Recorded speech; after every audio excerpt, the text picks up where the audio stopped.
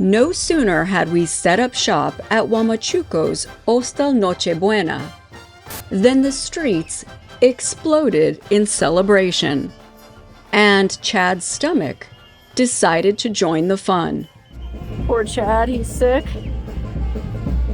All while this is going on outside of our window. He's trying to sleep, but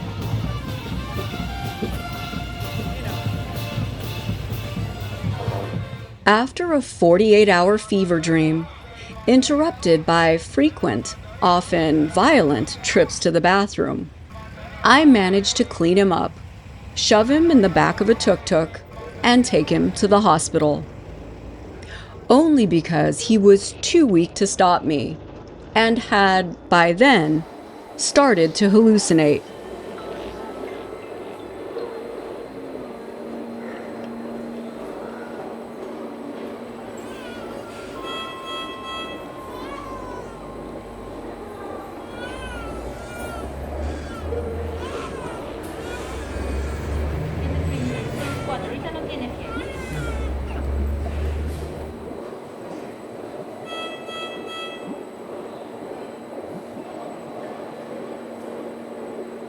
So I just got seen at the emergency room and given a prescription for Cipro.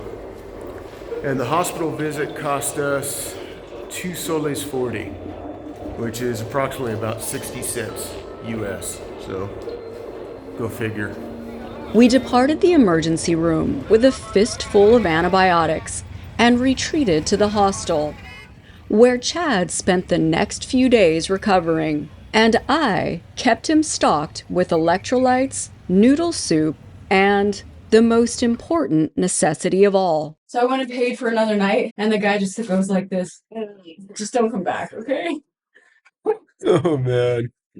I wonder if they can hear me down there. Crying Crying on the toilet. I think, yeah, the whole town, like when I leave the room, they're all just like kind of looking at me weird. They're all like crossing the street when you come near. Pretty much even the street dogs are like, I don't want any of that.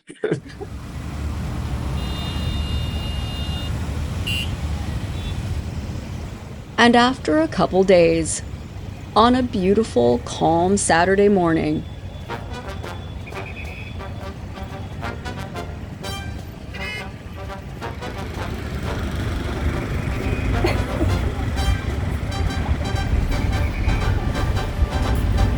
All right, let's give it a go. Chad suited up and mounted up on shaky legs, and we set off, reaching our first goal of the day, the gas station, where hopefully the woman pumping our gas didn't speak English. Well, I made it to the gas station. So far, so good. How are you feeling? Oh, I don't know. I'm okay. Are you? Yeah. I have a lot of toilet paper, so let me know.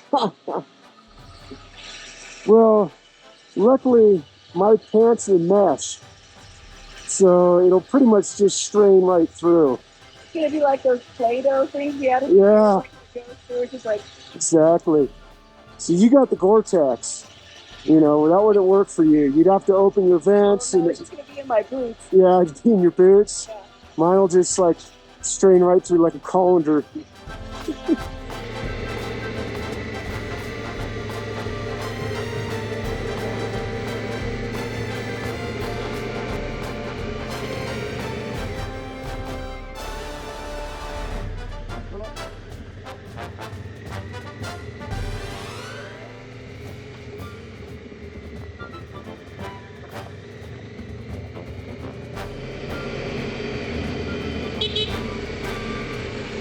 Fueled up, we left the relative safety of indoor plumbing, much to the delight of our innkeeper, and continued north through the Peruvian highlands, through the villages, towns, and cities dotting Highway 3N, on our way to one of northern Peru's most historically significant and beautiful cities, Cajamarca, where the Inca Empire fell under the sword of Francisco Pizarro, marking the beginning of the Spanish Conquest over the South American continent.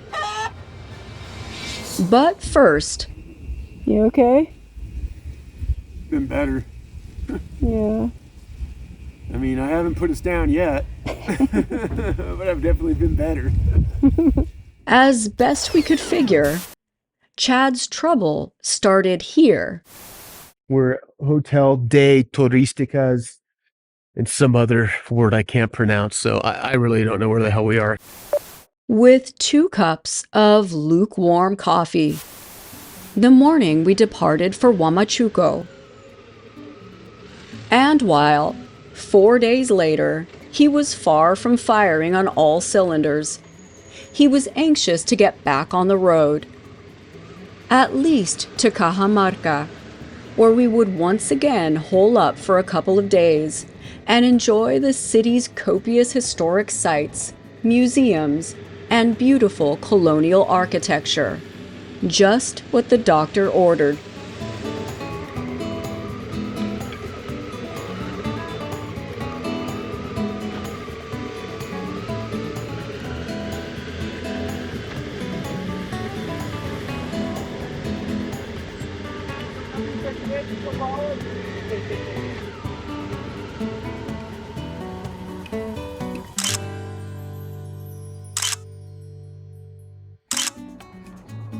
We took a quick ride-by tour of the city's Plaza de Armas, stopping briefly to talk to this guy. ¿Dónde vives? De Colombia. Colombia? ¿Qué? ¿De dónde vienes? California. ¿De dónde? California. Uy, ¿de dónde es? I don't know. You don't know? Otra vez, Calafobia. Estados Unidos. Ah, ya, California. es un California, ya entiendo. Ya, mejor. Es mejor. Ya. ¿Y cuánto llevas en Perú? ¿Y 2 meses? 2 meses. Ya. Bonito. Ya. ¿Y van para el sur o para el norte? Norte. Norte. Chao. Buena suerte. Buena suerte. Igual. Chao, chao. After which, Chad was rapidly approaching his sell-by date and anxious to get off the bike. But in order to easily explore this beautiful city on foot, we would need to stay somewhere downtown, which, as it turns out, is short on secured parking. Well, you're going to have to probably move that ladder for me that they got blocking the parking spot, because that's how I'm going to have to stand over there now. Yeah. But as they say, where there's a will, there's a way.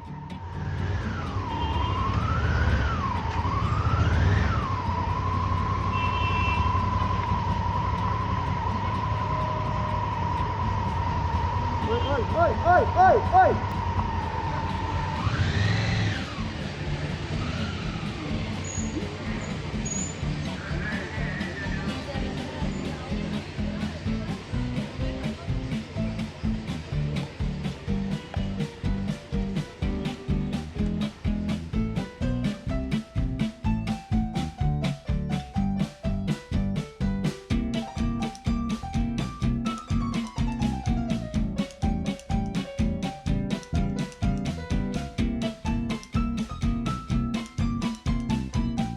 So after rearranging the furniture, stashing the bike, and slipping into something a bit more comfortable, we set off to explore the historic Cajamarca.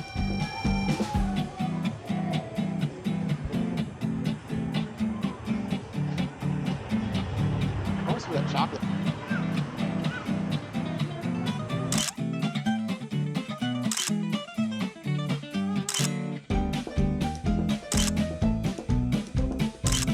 While the surrounding mountains have been home to pre-Inca and even pre-Chavin cultures for more than 2 millennia, during what has been labeled the Andean formative period, the modern city dates back to approximately 1320, then called Cajamarca, Quechua for town of thorny plants, before the Spanish conquered the city in 1532. During the Battle of Cajamarca, thousands were ambushed and massacred here, in the city's plaza, by Spanish troops under the command of Conquistador Francisco Pizarro.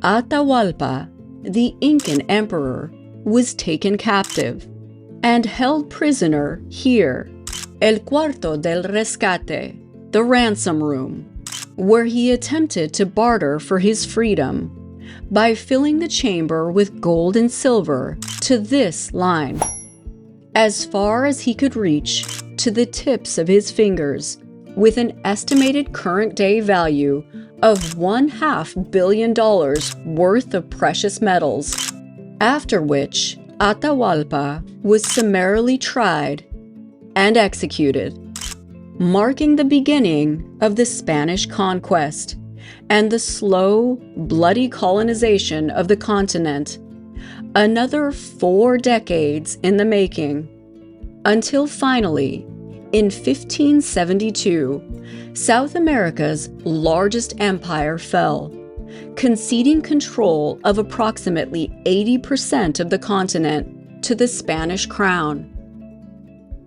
After our tour of the city, we continued north ever so briefly to the Ventanillas de Otusco, a necropolis dating back to sometime around 300 BCE, with 338 tombs or windows carved into the volcanic rock, used to inter the remains of pre-Cajamarca inhabitants of the region that were unfortunately looted by Spanish soldiers in search of burial offerings.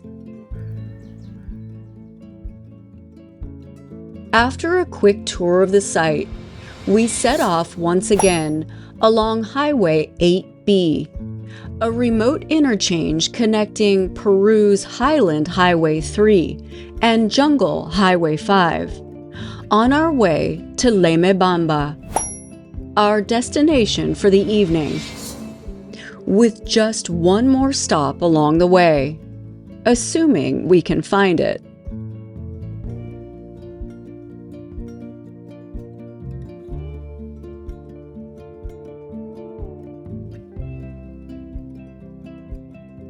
Santuario de la Virgen de Rosario, an improbably beautiful and unexpectedly modern Catholic church constructed under an Italian priest named Ugo de Sensi.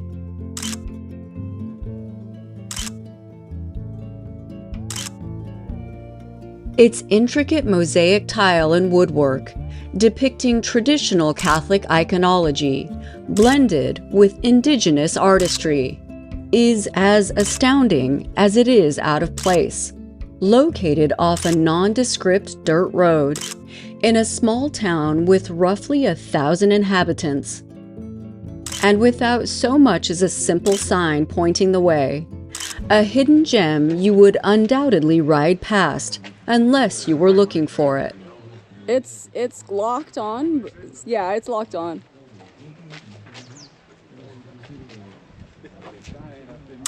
It's funny, we get a lot of people that will ask to take a photo with the bike, but very few people that will just jump right on like that. So kind of caught me off guard a little bit, especially when he grabbed my helmet off the handlebar. I was like, all right.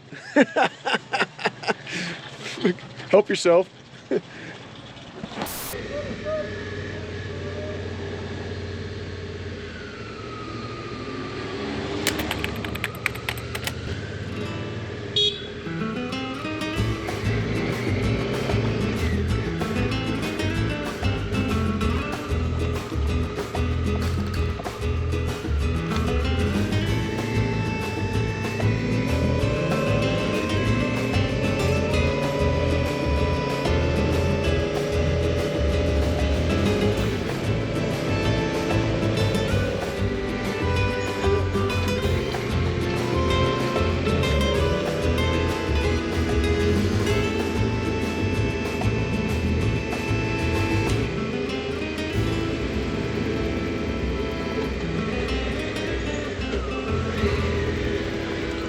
Damn. It's a hell of a place for a speed bump.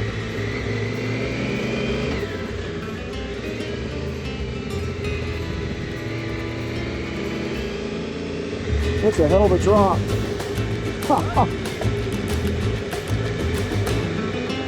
It's pretty much straight down.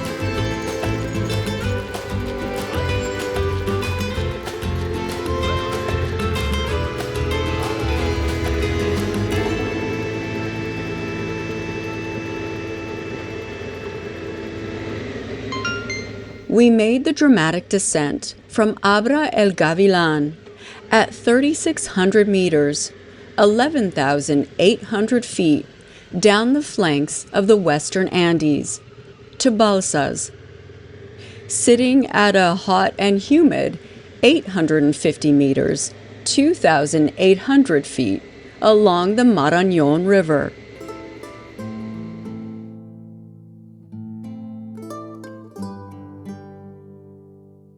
Beyond this bridge lie Peru's Amazonas region, and another steep climb back to altitude, the high jungle, and the Ecuadorian border.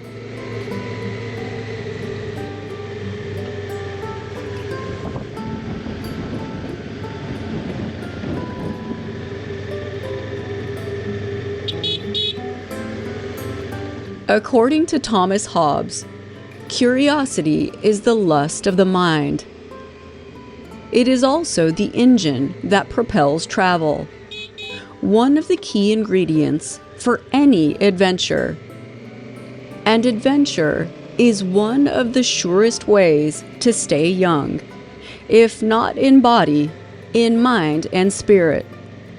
We lust after exploring the world and discovering new places with the wide-eyed wonder of a child. We are, after all, nothing more than a couple of kids who like riding motorcycles and playing with bugs. It's the little things that make life worth living, and it's up to us to make sure we don't pass them by. Whoa! Holy crap! Look at the size of that thing! Whoa!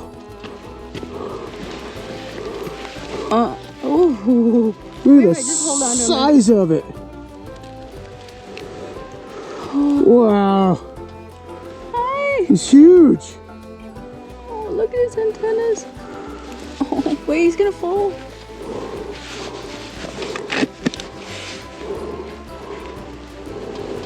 I gotta try to get a picture of it.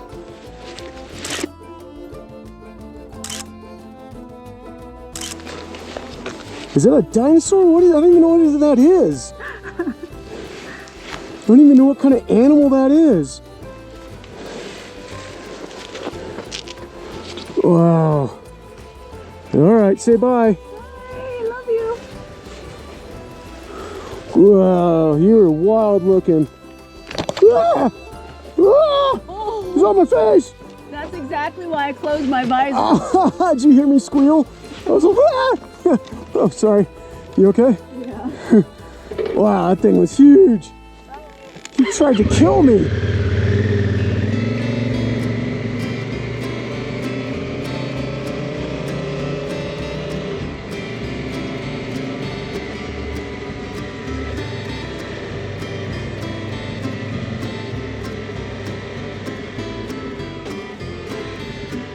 We continued our ascent out of the Marañón River Valley and back into the eastern Andes, dodging rockfall as local farmers burn their fields.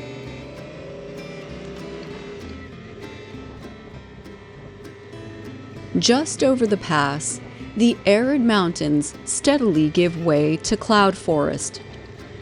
the Selva Alta, and eventually the Amazon basin.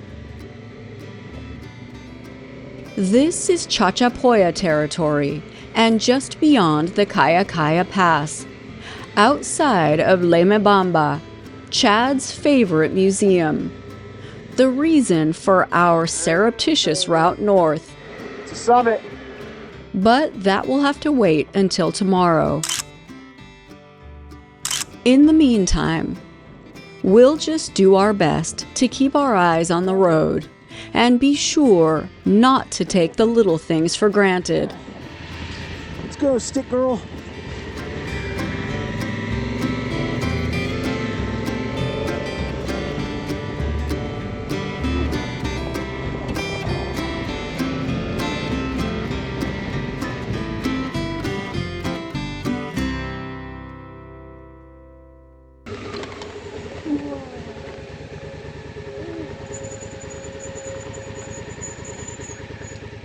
What'd you guys do?